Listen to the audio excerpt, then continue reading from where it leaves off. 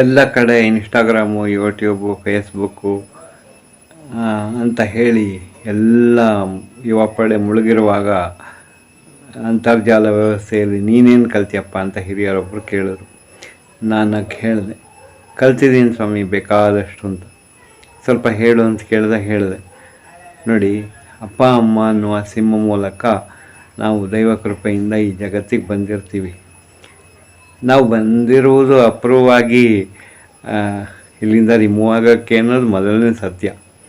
ಆಮೇಲೆ ಬದುಕಿ ಬಾಳುವುದಕ್ಕಾಗಿ ಬಂದ ನಮ್ಮನ್ನು ಎಲ್ಲರೂ ಬಂಧು ಬಳಗ, ತಂದೆ ತಾಯಿ, ನೆಂಟರು, ಇಷ್ಟರು, ಗೆಳೆಯರು, ನಾವು ಮುಂದೆ ಕೆಲಸ ಮಾಡುವ ಬಾಸ್ಗಳು ಎಲ್ಲ ನಮ್ಮನ್ನು ಅಪ್ರೂವ್ ಮಾಡಿ ತಮ್ಮ ತಮ್ಮ ಉದ್ದೇಶಕ್ಕೆ ಬಳಸ್ಕೊಂಡಿರ್ತಾರೆ.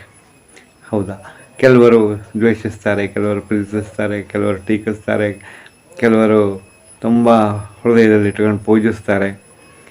ಇದೆಲ್ಲ ಸಹಜ ಸತ್ಯಗಳು. ಆದರೆ ಯಾರೇ ಪ್ರೀತಿಸಲಿ, ದ್ವೇಷಿಸಲಿ, ಟೀಕಿಸಲಿ, ಯಾರು ಗುಂಪಲ್ಲಿ ಇಟ್ಕೊಳ್ಳಿ ಬಿಡಲಿ, ಆ ಗುಂಪಲ್ಲಿ ಇಟ್ಕೊಳ್ಳೋರು ಕೂಡ, ನಮ್ಮನ್ನು ಅಪ್ರೂವ್ ಮಾಡಿದವರು ಕೂಡ ಅಥವಾ ರಿಮೂವ್ ಮಾಡಿದವರು ಕೂಡ ಸಾವನ್ನು ಸತ್ಯದ ಮುಂದೆ ಅವರು ರಿಮೂವ್ ಆಗಿ ಹೋಗ್ತಾರಲ್ಲ, ಯಾರೂ ಉಳಿಯೋದಿಲ್ವಲ್ಲ ಅನ್ನೋ ಒಂದು ಶಾಶ್ವತ ಸತ್ಯವನ್ನು ನಾನು ಕಲಿತ್ಬಿಟ್ಟೆ ಅಂದೆ. ತುಂಬ ಚೆನ್ನಾಗಿ ಹೇಳಿದೆಪ್ಪ ಮಗು ಅಂತ ಬೆಂತಟ್ಟು ಹೋದರು. ನೀವೇನಂತೀರ? ನಮಸ್ತೆ.